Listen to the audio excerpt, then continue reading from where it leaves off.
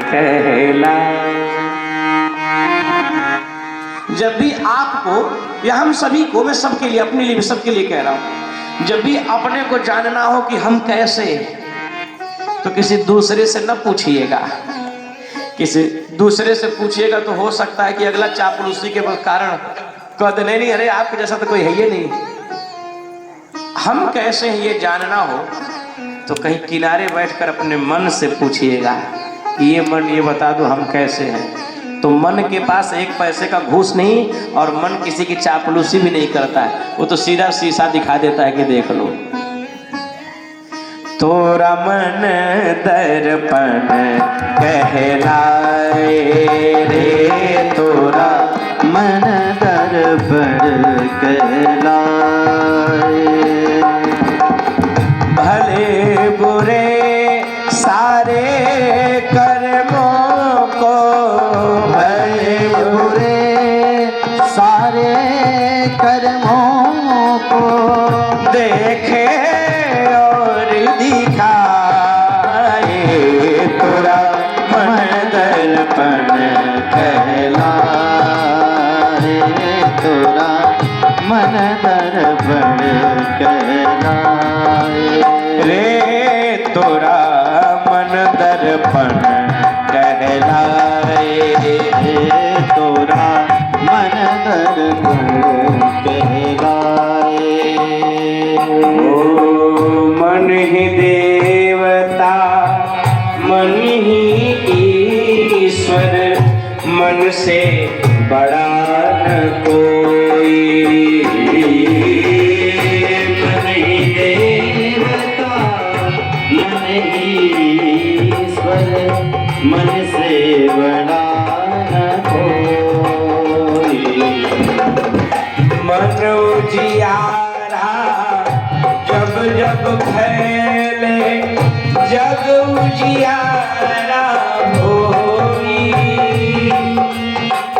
इस उजले दर्पण में प्राणी, इस उजले दर्पण में प्राणी, भूल न जब दे पाए, तोरा मन दर्पण कहलाए, तोरा मन दर्पण कहलाए। ओ सुख की कलियां दुख के कांटे, मन सबका आधार। सुख की कलियां दुख के कांटे, मन सबका आधार। मन से कोई बात छुपे ना, मन के नयन हजार। जग से चाहे भाग ले कोई, जग से कोई भाग ले कोई, मन से भाग न पाए, तोरा मन दर्पण कहलाए, तोरा मन दर्पण कहलाए। इस भजन का सबसे अंतिम अंतरा, हो तन की दौलत ढलती छाया, मन का धन अनमोल। तन की दौलत मरती छाया, मन का धन अनमोल। तन के कारण मन के धन को, तन के कारण मन के धन को, माटी में न रो, माटी में न रो। मन की कदर भुलाने वाले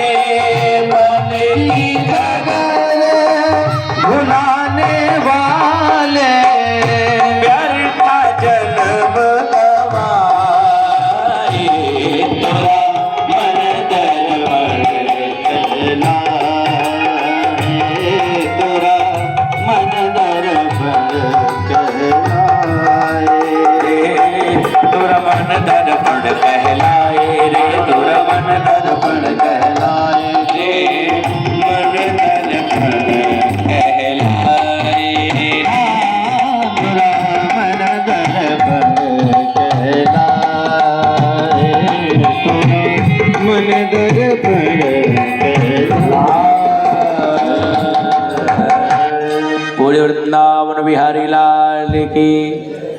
थोड़ा मन दर्पण कहलाए। कहते हैं कि मन के कदर भुलाने वाले व्यर्था जन्म गवाए, मन दर्पण कहे। अच्छा, आदमी बाहर शीशा देखता है बाहर, तो बाहर वाला शीशा भी देखना चाहिए, उससे स्वरूप का बोध होता है। और मन रूपी दर्पण में भी कभी कभी झांकी मार लेना चाहिए, उससे स्वभाव का बोध होता है। तो बाहर वाला शीशा बताता है कि यहाँ चमड़ियाँ सिकुड़नी शुरू हो गई हैं, सर के बाल यहाँ पकड़ने शुरू हो गए हैं। तो शीशा स्वरूप का बोध कराता है और मन रूपी दर्पण यह स्वभाव का बोध कराता है। इसलिए आदमी को चाहिए कि स्वरूप पर थोड़ा ध्यान कम भी रहेगा तो चलेगा, लेकिन स्वभाव की समीक्षा बार बार। बोलिए हनुमान जी महाराज की। क्योंकि ये भगवान अब दोबारा दूसरा जन्म नहीं देंगे सुधरने और संभलने के लिए, इसी जन्म में सुधरना और संभलना है। इसी जन्म में सुधरना और संभलना है। ऐसा नहीं कि दोबारा जन्म आएगा, चलो इस जन्म में जो कर लिया सो कर लिया, अगले जन्म में सुधर नहीं। एक जन्म मिला है। अब देखिए, जब उस कुब्जा को भगवान देखे तो उससे कहते हैं देवी जी आप तो हर तरह से सुंदरी है, मैं तन की सुंदरता नहीं देखता, तन की सुंदरता दुनिया देखा है, मैं तो मन की सुंदरता, और आप सुंदर हैं। ऐसा जब उसने कहा, भगवान ने कहा, उसके आंखों से आंसू बरसने लगे। भगवान बोले क्यों, क्या हुआ? बोली प्रभु दुनिया में कोई तो मिला जिसने मन की सुंदरता देखा, अन्यथा ये जगत तो तन की ही सुंदरता देखता है, संसार तो तन की ही सुंदरता देखता है। कोई तो मिला जिसने स्वभाव को अपना सुना। भगवान ने ऐसा कहकर उसके दाहिने पैर पर अपना पैर रखा, दाढ़ी पर थोड़ी सी हाथ लगाई और थोड़ा सा केवल सहारा दिया। महाराज सहारा देते ही उसकी जो है कि सो जितना कुबर पीठ में था कुबर सीधा हो गया और इतनी दिव्य सुंदरी वह हो गई। उसका जो कुरूप जो था वो सब कुरूप सुंदर स्वरूप में बदल गया, दिव्य सुंदर, नाचने लगी मगन होकर के, भगवान को प्रणाम करती है। और वहीं उसने स्तुति करते हुए ही भगवान को बता दिया, इतनी दिव्य उसका स्वरूप हो गया और तत्वज्ञानी हो गई कि उसने वहीं कह दिया कि हे प्रभु आगे आप ही के द्वारा कंस का उद्धार होगा। भगवान को प्रणाम करती है। भगवान कहते हैं ये चंदन लगेगा कि नहीं? बोला सरकार अब आपको न लगे तो फिर किसे लगेगा। चंदन भगवान को लगाया, समस्त गोप वालों को लगाया। भगवान जब उससे विदा होते हैं तो हाथ जोड़ते हैं, कहते प्रभु कंस का जब उद्धार कर लीजिएगा तो मेरा निवेदन है कि एक बार हमारे घर आइएगा जरूर। भगवान कहते हैं बिल्कुल मैं आपके घर। कुब्जा का आतिथ्य स्वीकार भगवान ने किया है मत कंस का उद्धार होने के बाद। अब देखें यहाँ से कुब्जा से विदा होकर भगवान कृष्ण बलराम जब और आगे बढ़े तो कंस ने बड़ा सुंदर समीकरण बना रखा था। कंस का ससुर था जरासंध, मगध नरेश, और वो जरासंध जो है अपनी बिटिया, उसकी दो बेटियां थी अस्ति और प्राप्ति, दोनों बेटियों का विवाह जब कंस के साथ किया था तो दहेज के रूप में एक कुबलिया पीठ नामक हाथी उसको दिया था। वो जो कुबलिया पीठ हाथी था उस हाथी की विशेषता यह थी कि सैकड़ों हाथियों का बल अकेले एक उसके अंदर था, इतना बलवान था।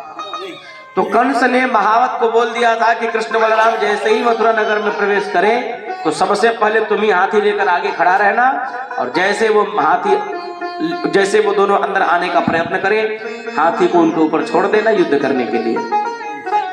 आज कृष्ण बलराम जैसे ही मथुरा नगर में जब कंस और आगे बढ़ते हैं तो कोलिया पीठ हाथी ही मिला और महावत ने देखा सो हाथी को छोड़ दिया।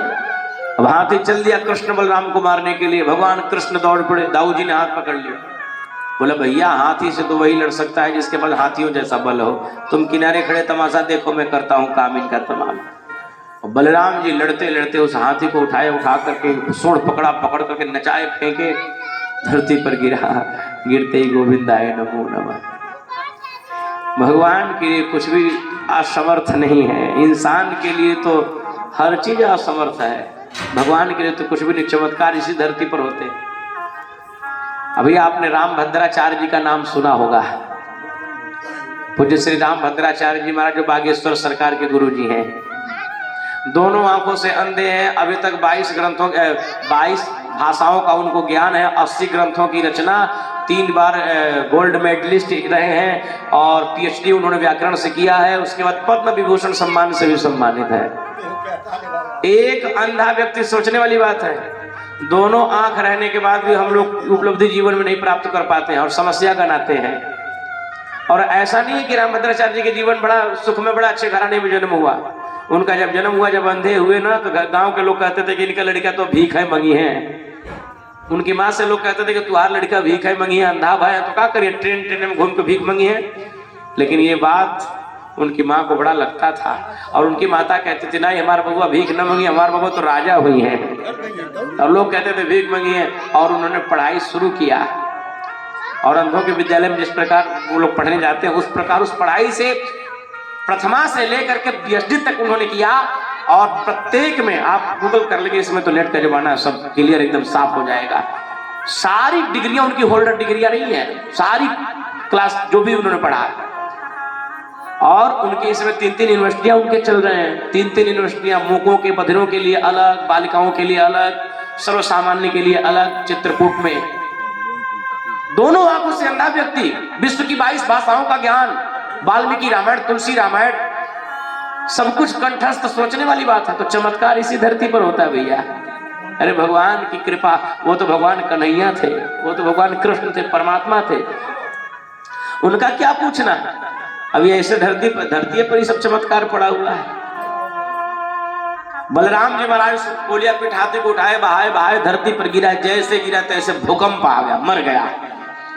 कंस घबरा गया, इकाई की भूकंप आ गई। अनुचर लोग दौड़े दौड़े पहुंचे। कंस बोला अरे भाई ये क्या हुआ, काहे का भी हल्ला हुआ, ये धरती काहे कांप गई, क्या हुआ।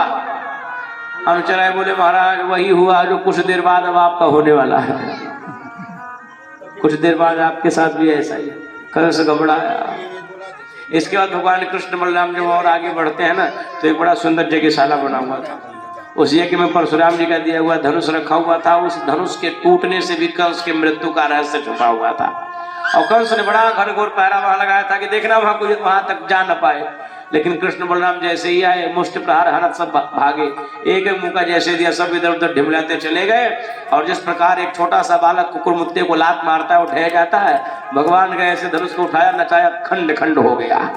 और जैसे धनुष टूट गया, अनुचर लोग फिर सूचना देने पहुंचे। कंस बोला अब क्या हुआ। बोला महाराज अब वही जो नहीं होना चाहिए था, अब उल्टी गिनती शुरू कर दो, जय तक जा रहा है।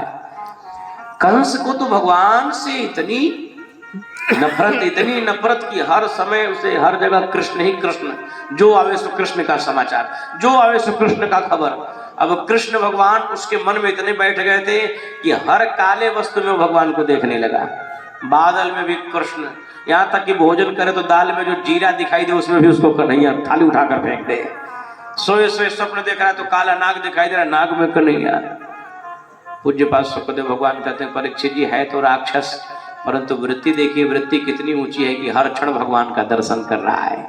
भगवान पद्धति नहीं देखते, भगवान तो चिंतन देखते हैं। दुश्मनी हो तो ऐसी दुश्मनी हो कि उस दुश्मनी में हर क्षण परमात्मा का चिंतन हो, तब भगवान उस जीव का कल्याण करते हैं। भगवान कहते हैं ना, रावण भी ऐसा ही था, हर समय राम जी का चिंतन करता था, हर क्षण। तो दुश्मनी कुछ हो तो इस तरह का हो। दुष्ट आदमी दुश्मनी भी करता है तो उस दुश्मनी का कोई स्तर नहीं होता है, और सज्जन दुश्मनी भी करता है तो दुश्मनी भी उसकी लेवल में होती है। और नीच आदमी जब दुश्मनी करता है तो कोई लेवल नहीं, वो कहीं भी गिर सकता है, कुछ भी कर सकता है। बुद्धिमान अगर जो दुश्मनी करेगा आपसे तो यही करेगा कि आपका 2 कोठरी मकान बना है, तो बुद्धिमान दुश्मनी करेगा तो अपना 4 कोठरी बना लेगा। हाँ, दुश्मनी में 4 कोठरी बना लेगा। लेकिन मूर्ख आदमी दुश्मनी करेगा तो आपका 2 कोठरी बना है, उसके पास 1 कोठरी है, तो प्रयास में रहेगा कि आपका 1 कोठरिया गिरवा दे। उसका प्रयास ये रहेगा कि 1 कोठरी गिर जाए, हमारे बराबर में हो जाए। लेकिन बुद्धिमान अगर जो दुश्मनी करता है तो ये सोचता है कि इसका 2 कोठरी तो हम 4 कोठरी बना ले, ऐसा बड़ा बन करके इसको दिखाए। अब ये अच्छा है या वो अच्छा है, तो लेवल की बात होती है। पढ़ा लिखा व्यक्ति जब वो शत्रुता भी करता है तो उस शत्रुता में भी एक भाव होती है। रावण सीता जी का हरण किया। रावण चाहता था तो बलात्पूर्वक सीता जी को अपना पत्नी बना सकता था, उसके नगर में थी, लेकिन उसके जीवन में एक संयम भी था, विद्वान था, पढ़ा लिखा था, लेवल की उसकी दुश्मनी थी। सीता जी का हरण करने की योग्यता उसके अंदर थी, तो बगैर उनकी अनुमति का एक किसी भी स्त्री को न छूने का संकल्प भी उसके जीवन में था। यहां तक कि कम्बन की रामायण पढ़िएगा, कम्बन की रामायण में तो लिखते हैं जब रामेश्वरम की पूजा करानी हुई तो रावण को बुलवाया गया, और रावण को बुलवाया गया क्योंकि विभीषण जी ने कहा कि उससे बड़ा कोई बढ़िया प्रकांड पंडित है नहीं। अब रावण के पास सूचना गई, जामवंत जी गए सूचना लेकर के कि भैया आपको चलना है, राम जी आपको अपने अनुष्ठान का आचार्य बना रहे हैं। रावण बोले कि राम आप अनुष्ठान कर रहे हैं? बोला हाँ। अब रावण कैसे पूछे कि किस हेतु से अनुष्ठान कर रहे हैं, उसको तो पता ही था कि वो कहाँ अनुष्ठान कर रहे हैं। पुल बांधकर हमारे पास आएंगे, हमको मारेंगे। लेकिन रावण ने कहा कि भाई बाकी चीजें अपने जगह पर हैं, मैं एक विद्वान हूँ, एक आचार्य हूँ, और आचार्य होने के नाते मैं उनका आचार्यत्व तो स्वीकार करता हूँ। रावण आया है, सीता जी को लेकर के आए, और सीता जी को लेकर के आने के बाद राम जी से कहते हैं कि राम जी एक बात बताइए, आप मेरे जजमान, मैं आपका आचार्य, इस समय में आपका शत्रु रावण नहीं हूँ, आपका आचार्य रावण हूँ, और मैं आपका आचार्य हूं। तो आचार्य का परम धर्म होता है कि जब उसका जजमान कहीं विदेश हो, परदेश हो, कोई अनुष्ठान कर रहा हो, तो जिम्मेदारी आचार्य की होती है वस्तुओं की व्यवस्था करना। और गृहस्थ व्यक्ति जब कोई कामना परक अनुष्ठान करता है, मनोकामना पूर्ति के लिए कोई अनुष्ठान करता है, तो उसके लिए उसकी पत्नी का होना उसके साथ बड़ा जरूरी है। राम जी से पूछते हैं कि आपकी पत्नी कहाँ है? तो राम जी मुस्कुराने लगे, सर नीचे कर लिए, कैसे कह दें कि ये सब आप ही का किया कराया है। राम जी सर नीचे। रावण बोला घबराइए नहीं, मैं सीता जी को लेकर के आया, मैं आपका आचार्य हूँ, आचार्य ने व्यवस्था की है, लेकिन याद रखें वो भी आज भी मेरे बंधन में है, अनुष्ठान कराने के लिए लेकर के आया हूँ, आप अपने बल पौरुष से आइएगा, छुड़ा कर ले जाइएगा। और रावण ने समर्पित किया है, अनुष्ठान फलीभूत हुआ है। अनुष्ठान जब पूर्ण हुआ, अंत में जब विदाई होने लगी, पूजा कराए, अंत में विदाई होने लगी, तो रावण ने कहा कि अब मैं चलता हूँ। सीता जी को लेकर के जब चले हैं तो रावण ने, राम जी कहते हैं कि आचार्य जी कुछ दक्षिणा ले लीजिए। क्या दक्षिणा? तो रावण ने कहा कि गुरु दक्षिणा हमको यही दे दीजिए कि मैं जब मरूं तो मेरा जजमान मेरी आंखों के सामने रहे, मेरे शरीर से प्राण निकले तो जो मेरे जजमान है। और आशीर्वाद क्या दिया? राम जी ने जब प्रणाम किया तो आशीर्वाद दिया, विजयी भव। रावण बखूबी जानते थे कि ये मारने के लिए, आशीर्वाद विजयी भव। भगवान राम कहने लगे वास्तव में दुश्मन भी भगवान किसी को दे तो रावण जैसा दे। बड़े उर्दू के एक अच्छे कवि थे, वो लिखते थे कि हाथों में खंजर ही नहीं, आंखों में पानी चाहिए, और हमें दुश्मन भी कोई खानदानी चाहिए। हाथों में खंजर ही नहीं, आंखों में पानी भी चाहिए। तो जो ऊंचे लोग होते हैं उनकी अगर किसी से प्रतिशोध है, कोई दुश्मनी है, तो व्यक्ति अपनी व्यवस्था का विस्तार कर उसको दिखाता है। और जब कोई नीच व्यक्ति कोई दुश्मनी निभाता तो उसको कोई अस्तर नहीं होता, वो कहीं भी गिर जाएगा, कुछ भी करने के लिए तैयार, बीकर चौराहे पर जुड़ा जाएगा। बोलिए हनुमान जी महाराज की। अब देखें, जब इस यज्ञशाले में कृष्ण बलराम गए तो कुकुर मुत्ते के जैसे जो है कि लात मारा ढह गया, और धनुष तो टूट गया। कंस की घबराहट, हर क्षण कृष्ण कृष्ण देखने लगा, हर जगह कृष्ण कृष्ण। बड़े बड़े जोगियों की गति हो गई, रात्रि विश्राम हुई। अगले दिन पुनः जो है कि सो बड़ा सुंदर आयोजन किया, एक अखाड़ा बना हुआ था, बहुत बढ़िया एक अखाड़ा, और उसी में कृष्ण बलराम को बुलवाया कि इनको बुलवाओ, बड़े बड़े मल्ल पहलवान है, उन्हीं के द्वारा इनसे युद्ध कराएंगे और लड़वाएंगे इनसे। 3-4 श्रेणियों में थी कि नीचे छोटे छोटे बच्चे खड़े होते थे, उसके ऊपर जो माताएं खड़ी होती थी, उसके ऊपर गांव के बड़े बुजुर्ग लोग, कुछ संत भी ऊपर, और कंस ने सबसे ऊंचा अपना स्थान बना लिया था। और कृष्ण बलराम जैसे ही आज वह अखाड़ा देखने के लिए आए कि अनुचरों ने उनको अखाड़े में धकेल दिया, दरवाजा बंद कर दिया और बोला अब इसी में रहो। और बड़े बड़े जगहों से राक्षसों को मानव का स्वरूप बना बना करके कंस ने वहां बुलवाया था उनसे लड़ने के लिए। चाणूर, मुष्टिक, सल, तोसल आदि बड़े बड़े पहलवान वहां लड़ने के लिए आ गए। चाणूर और मुष्टिक जब आए तो भगवान कृष्ण बोला, अच्छा, जैसे भगवान उस अखाड़े में पहुंचते हैं, कहते कि मल्लानाम सनृणाम नरवरः स्त्रीणाम स्मरो मूर्तिमान गोपानां स्वजनो सतां क्षितिभुजा शास्त्राः स्वपित्रो पितुः मृत्युर्भोजपते विराट विदुषां तत्त्वं परम योगिनाम् वृष्णीनां परदेव तेति विदितो रंगम ततः साक्रजः। जैसे भगवान उस अखाड़े में प्रवेश करते हैं, बाबा रामायण में चौपाई लिखते हैं, जाकी रही भावना जैसी, जाकी रही भावना जैसी, प्रभु मूरत देखी तीन तैसी, प्रभु मूरत देखी तीन तैसी, जाकी रही भावना जैसी, जाकी रहे भावना जैसी। लिखता है कि मल्ला नाम निर्णम नरवरः, बड़े बड़े मल्लों ने जब भगवान को देखा, बड़े बड़े मल्ल पहलवानों ने, तो देखते ही वो घबरा गए, अरे राम राम, ये कौन आ गया? ये देखने में तो छोटे हैं लेकिन ये तो पहलवानों के पहलवान है। नरवरः, साधारण सामान्य लोगों ने देखा तो भगवान को साधारण में श्रेष्ठ समझा। स्त्रीणाम स्मरो मूर्तिमान, जो वहां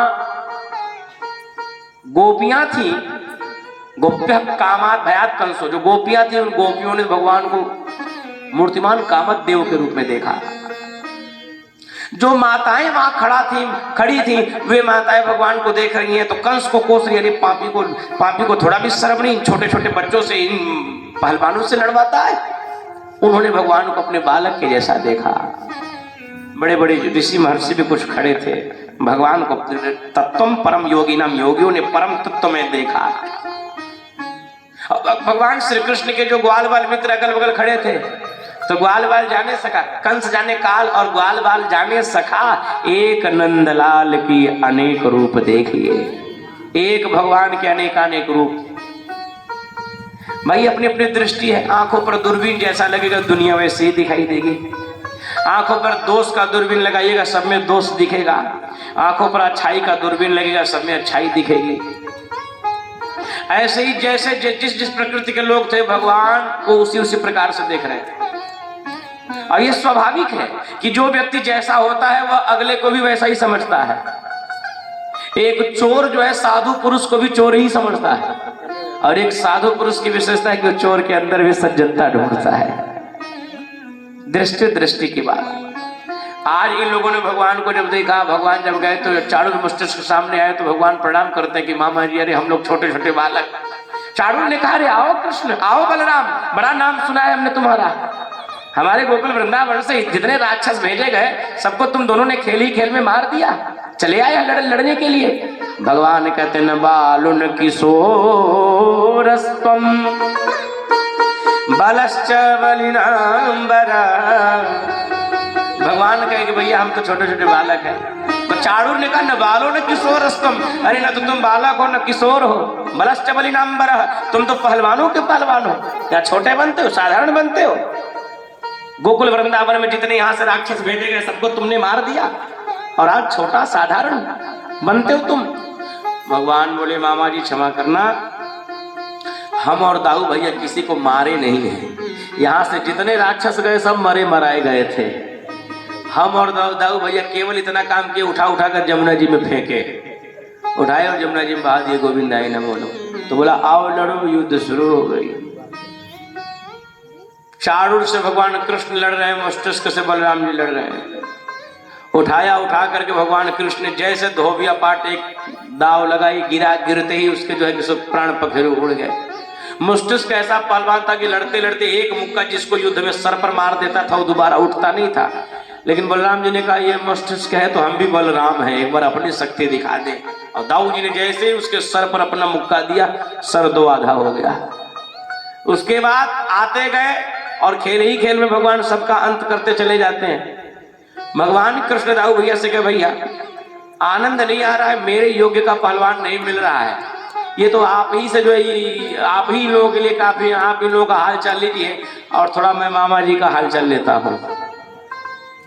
तो तो बलराम जी इन लोगों को दौड़ाने, इन लोगों को मार रहे हैं और भगवान श्री कृष्ण एक छलांग लगाए और एक छलांग लगा करके पहुंच गए कहां? बोला जहां कंस मामा थे वहां एक छलांग लगाकर पहुंच गए और एक छलांग लगा करके पहुंच गए। पहुंच करके कंस मामा के पास और भगवान तुरंत उस कंस के मुकुट को उठा करके बहाया और सर के बाल पकड़े और सर के बाल पकड़कर भगवान घसीटते हुए लेकर के धरती पर चले आए। कंस चिल्लाने लगा, अरे बचाओ बचाओ बचाओ, ये कृष्ण बलराम ये दोनों ग्वारिया यहाँ आए कैसे, रक्षा करो हमारी रक्षा करो, खूब चिल्लाया। भगवान बोले मामा जी अब चिल्लाने का कोई फायदा नहीं। कंस ने बोला क्यों, कहाँ गए सब? भगवान बोले वही गए जहां कुछ देर बाद अब आप जाने वाले हैं, इसलिए किस चिल्लाने से कोई फायदा नहीं। बोला अरे छोड़ो छोड़ो, हमारे सर के बाल तुमने पकड़ लिए, सर के बाल बहुत दुख रहे, दर्द हो रहा है हमें। भगवान कहे चलो कम से कम आपको पता तो चला कि सर के बाल पकड़ने से कष्ट होते हैं, दुख होता है। भगवान कहते हैं कम से कम आज तुम्हें पता चल गया। क्यों? क्योंकि आज के पहले तुमने भी आज के 11 वर्ष पहले एक स्त्री के सर के बाल पकड़कर रथ से घसीटे थे और वो स्त्री रो रही थी, नाम देवकी था। वो रो रही थी, चिल्ला रही थी भैया छोड़ दो भैया छोड़ दो, लेकिन तुमने उसके दर्द को नहीं समझा। क्यों? क्योंकि शायद तुमको पता ही नहीं था कि सर के बाल पकड़ने से जो है कि दर्द होता है। आत्मनः प्रतिकूलानि परेशान न समाचरेत, जो कार्य स्वयं के लिए अनुकूल न लगे व्यक्ति को दूसरे के लिए भी उसे परोसना नहीं चाहिए। शास्त्र कहता है, भगवान के तुमको पता नहीं चला उस समय कि सर के बाल पकड़ने से कष्ट होते हैं। क्यों? इसलिए नहीं पता चला क्योंकि तुमको पता ही नहीं था। आज तुमको पता चला, क्यों? क्योंकि तुम्हारे सर के बाल भी किसी ने पकड़ रखे। कहते कि जाके पग नहीं फटई बेवाई, सो कह जाने पीर पराई। जिसके पैरों में बेवाई न फटी हो दूसरे के दर्द को कभी नहीं समझ सकता।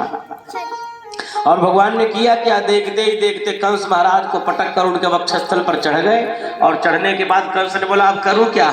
भगवान बोले करना क्या चाहिए, जी भर कर दीदार कर लो हमारा। क्योंकि जीवात्मा की यह स्थिति होती है, वो चाहता है कि मरते समय भगवान मेरे सामने हो। और कंस तुम्हारा कितना बड़ा सौभाग्य है कि मेरे आंखों के सामने तुम्हारे शरीर से प्राण पखेरु निकल रहे हैं, जी भर कर दीदार कर लो हमारा।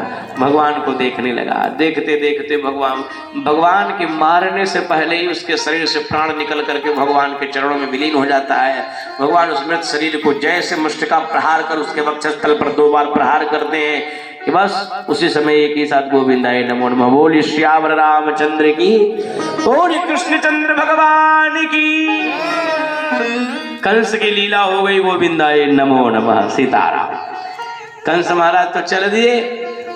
अभी तक तो कंस महाराज की जय जयकार हो रही थी मथुरा में, लेकिन जब देखा कि नेताजी हार गए तो उनके समर्थकों ने पार्टी बदल लिया। भाई जब देखा कि नेता हमारे ऊपर वाले नेता का ये हाल है तो हमारा क्या हाल होगा, तो लोगों ने सोचा पार्टी बदल लेने में भलाई है। तुरंत श्री कृष्णचंद्र की जय, श्री कृष्णचंद्र जी की जय। भगवान बोले भलाई इसी में है, बदल जाओ, या तो देश छोड़कर निकल जाओ या तो बदल जाओ, भलाई होने वाली नहीं है। हाँ, अब सब भगवान कृष्ण की जय जयकार करने लगे और भगवान श्री कृष्ण कहे मथुरा नगरी पर कोई राजा रहा नहीं, राजा की नित्यांत आवश्यकता है, बगैर राजा का प्रजा में जो है एक विसंगति आ जाएगी। इसलिए काम करो, सबसे पहले आप अक्रूर जी को बोले कि अब काका जी आप सबसे पहले जाएं और जाकर के हमारे नाना जी को कारागार से मुक्त करिए। उग्रसेन जी महाराज कंस के जो पिता थे, दाढ़ी जूट जटाएं बिल्कुल बढ़ चुकी थी, आंखें एकदम अब बूढ़े हो चुके थे। कारागार से उनको जब मुक्त करके लाया जाता है, भगवान कृष्ण से मिलने के लिए उतावले, हमारा नाती कितना बड़ा हो गया। छौल संस्कार आदि संपन्न हुआ। उसी दिन अक्रूर जी महाराज को राज सिंहासन पर विराजमान कराया जाता है। वे भगवान को देखकर रोने लगते हैं, गले लगा लेते हैं कृष्ण बलराम को और भगवान से कहते हैं कि लाला अब तो हम बूढ़े हो गए, क्यों इस गद्दी पर अब हमें बिठाता है, इस गद्दी का तो हकदार अब तुम है, तुम इस पर बैठो। भगवान बोले नाना जी क्षमा करिए, ये गद्दी हमारे लिए नहीं, राजा तो आप ही बने। सेवा करने वाला बगैर पद का भी सेवा कर सकता है अगर उसके अंदर भाव हो। कोई जरूरी नहीं कि हमें पद मिलेगा तो हम लोग सेवा करेंगे, क्योंकि पद मिल जाने के बाद तो व्यक्ति को बंधन में बंध जाता है, बंधन स्वीकार कर लेता है उस तरह से स्वतंत्र रूप से सेवा नहीं कर पाता है। भगवान बोले आप गद्दी पर बैठिए, मैं सेवादार बनकर के सेवा जरूर करूंगा। उग्रसेन जी महाराज जब गद्दी पर विराजमान हुए, पूरी मथुरा नगरी में खुशी की लहर दौड़ गई और गद्दी पर बैठते ही बैठते उग्रसेन जी महाराज ने समाचार सुनाया। उस दिन रात्रि हुई, अगले दिन समाचार सुनाया कि वासुदेव देवकी जी को कारागार से मुक्त किया जाए। इधर युद्ध हो रहा था, उधर कारागार में यशोदा माता देवकी जी रो रही थी कि जय जयकार किसका हो। और जब कृष्ण और बलराम का जय जय घोष होने लगा, इनके स्तनों से दुग्धों की धारा प्रवाहित होने लगती है। वात्सल्य प्रेम उमड़ जाता है भगवान कृष्ण के कारण। और जब वात्सल्य प्रेम उमड़ता है, स्तनों से दुग्धों की धारा प्रवाहित होने लगती है, कारागार से जब बाहर निकलते हैं लोग, आज 11 वर्षों बाद जिस बच्चे को माँ ने केवल जन्म दिया था, दूध नहीं पिलाया था, आज वो बच्चा जब आंखों के सामने 11 वर्ष बड़ा होकर के मिला, आंखों से आंसुओं के पनारे वासुदेव देव के दोनों लोग कृष्ण बलराम को अंक भर कर खूब रोते हैं। भगवान कृष्ण कहते हैं बाबा अब आप चिंता न करें, तो मैं आप लोगों के साथ ही रहूंगा। देव वासुदेव देवकी जी का, वासुदेव जी महाराज का छौर संस्कार संपन्न हुआ, नए नए परिधान धारण कराए गए। एक दिन का समय बीत गया, तीसरा दिन आया। एक दिन तो युद्ध में, दूसरे दिन अभिषेक में, तीसरा दिन का जब समय आया तो गोकुल वृंदावन से जो भी भगवान श्री कृष्ण के मित्र आए थे नंद राय जी के साथ, वे सब तैयार होकर के जाकर बैलगाड़ी में बैठ गए और कृष्ण बलराम की प्रतीक्षा करने लगे कि वे लोग भी आए तो हम लोग अब गोकुल वृंदावन चले। इधर यशोदा मैया बहुत दूर तक भगवान कृष्ण बलराम जी के रथ के पीछे पीछे दौड़कर आई थी, लाला मत जा, कन्हैया मत जा। लेकिन भगवान वादा किए थे कि मैया मैं वचन देता हूं परसों आगमिष्यामि, परसों मैं आऊंगा। अब आज वो परसों वाला दिन आ गया। ये लोग बैलगाड़ी में सभी लोग बैठ गए, कृष्ण बलराम की प्रतीक्षा करने लगे। एक अनुचर आया, आकर भगवान कृष्ण बलराम को आदेश सुनाया कि प्रभु वो जो गोकुल वृंदावन से लोग आए हैं, वे बैलगाड़ी में बैठकर आपकी राह देख रहे हैं। और नंद राय जी जब यशोदा देवकी और वासुदेव जी से मिलते हैं तो समझ जाते हैं कि कृष्ण बलराम यहाँ से जाएंगे नहीं, अब तो लोग यहीं के होकर बैठे, क्योंकि अपने माँ बाप उनको मिल गए। सर उदास करके वहां बैलगाड़ी में बैठे हैं, ग्वाल बाल सब हाथ जोड़कर खड़े हैं, भगवान आवे तो चले। और भगवान कृष्ण बलराम जब सुने की जा रहे हैं तो दौड़ करके आए और आकर दरवाजे पर खड़े होकर भगवान हाथ जोड़ रहे हैं। बच्चे भगवान से कहने कि प्रभु चलना नहीं अपने गाँव गोकुल, चलना नहीं वृंदावन। भगवान कहते भैया आप लोग चलिए, मैं वचन देता हूं आप लोगों को आऊंगा। बोला अरे तुमने मैया से वादा किया है कि परसों आऊंगा, आज परसों है, मैया पूछेगी हम लोग क्या कहेंगे उससे। बोला जाओ एक पक्ष की राह देखना, एक पक्ष 15 दिन बाद यहाँ की कुछ जिम्मेदारियां निभा कर मैं आऊंगा। भगवान वादा करते हैं और ये लोग रोते बिलखते वहां से भगवान से विदा होकर के जब गांव आते हैं और जैसे गोकुल वृंदावन में पहुंचे हैं, वृंदावन में पहुंचते हैं, सखियां दौड़कर आ जाती हैं, गांव की माताएं दौड़कर आ गई और लोग आ गए। अरे कृष्ण बलराम नहीं आए, कृष्ण बलराम नहीं आए, क्या बात। सारे बच्चे 4-5 लोग उसके साथ, 4-5 लोग उसके साथ किनारे किनारे समूह बना बना करके वो सब भगवान की प्रशंसा सुना रहे हैं कि सुनो भगवान गए तो मथुरा में कैसे कैसे क्या हुआ। लेकिन जब सब अंत में पूछे कि प्रभु आए क्यों नहीं, तब सबने कहा कि भगवान वादा किया 15 दिन बाद आएंगे। एक दिन कौन पूछे, एक पक्ष कौन पूछे, कई पक्ष बीत गया। सावन भादो कितने आए चले गए, ब्रज के लोग भगवान की राह देखते रह गए, भगवान आए नहीं। यहां तक कि बच्चे गोकुल वृंदावन से मथुरा आने वाले मार्ग में जगह जगह खड़े होकर रास्ता देखते थे कि आज आएंगे जरूर, वादा तो किया है आज आएंगे। शाम हो जाता, जब भगवान नहीं आते तो लौट आते, भोजन नहीं करते। आज कन्हैया आए नहीं। यहां तक कि जो जिन गायों को भगवान चराने ले जाया करते, वे गायें भी रास्ता भूल गई और वे वन वन में ही रहती हैं, इधर उधर भटकती हैं। जहां जहां भगवान ने लीला किया था उस जगह को सूंघती हैं और भगवान को याद करते हैं कि गए कहाँ। हमें याद आता है, बाबा लिखते हैं कि जास वियोग विकल पशु ऐसे, जिस व्यक्ति के वियोग में पशुओं की ये स्थिति हो, वहां के लोगों की क्या स्थिति हुई होगी। गोपियां जगह जगह हो मोहन प्यारे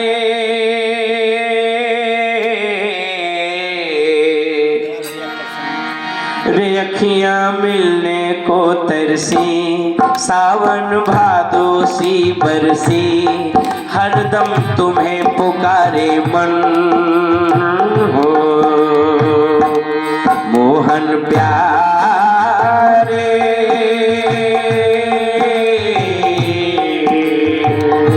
रेखियां दर्शन को तरसी, बरसों मिलने को बरसी, हरदम तुम्हें पुकारे मन हो।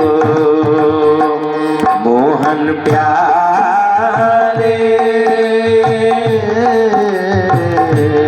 हो, हरदम सोना पन घट लगता, तेरी याद दिलाता।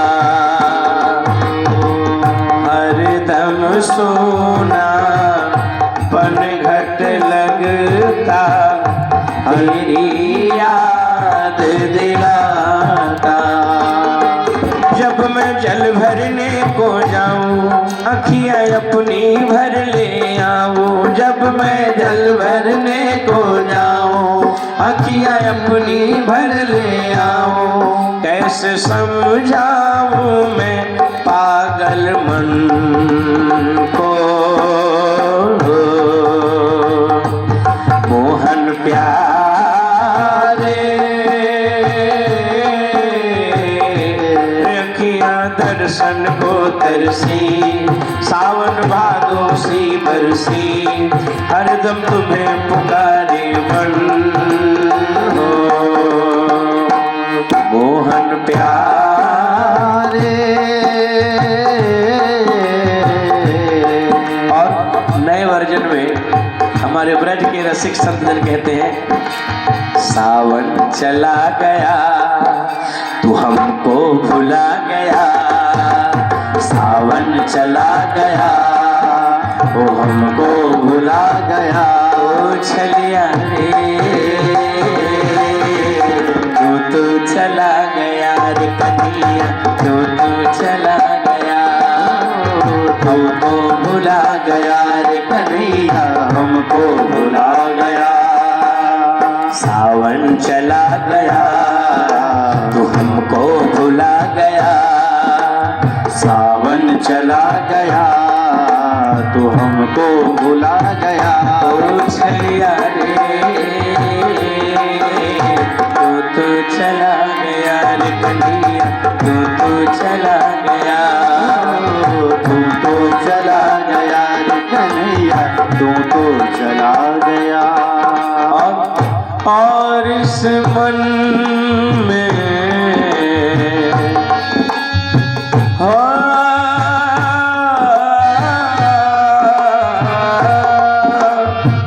और इस मन में क्या रखा है, श्याम ही श्याम बसा रखा है, श्याम ही श्याम बसा रखा है। और गोपियां रोती हैं, बिलखती हैं। वर्षों बाद उद्धव जी के द्वारा एक चिट्ठी आई थी, भाव देती है। हो रे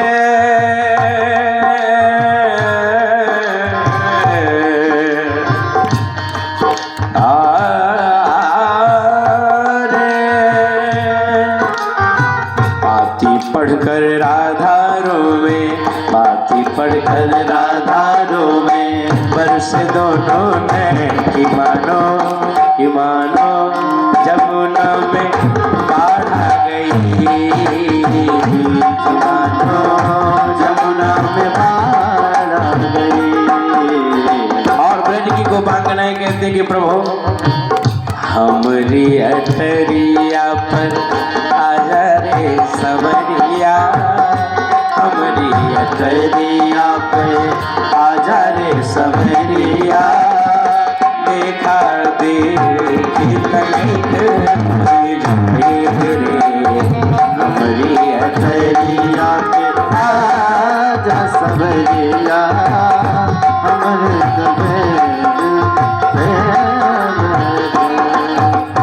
और जगत हंसे पर, गोपियां कहती, हमारे ब्रज के संतों का भाव, जगत हंसे पर तुम मत हंसी हो, जगत हंसे पर तुम मत हंसी हो, तुम हंसी हो तो जुल्म होई जाए रे, जगत हंसे पर तो नहीं हंसियो, जगत के तो जुल्म हो जाए। जग बड़ा जुल्मी प्रीत न माने, जग बड़ा जुल्मी प्रीत न भावे, प्रीति को पाप बताए अधर्मी, जग बड़ा जुल्मी प्रीत न माने, प्रेम को पाप बताए अधर्मी, जग बड़ा जुल्मी हो मोहन प्यारे,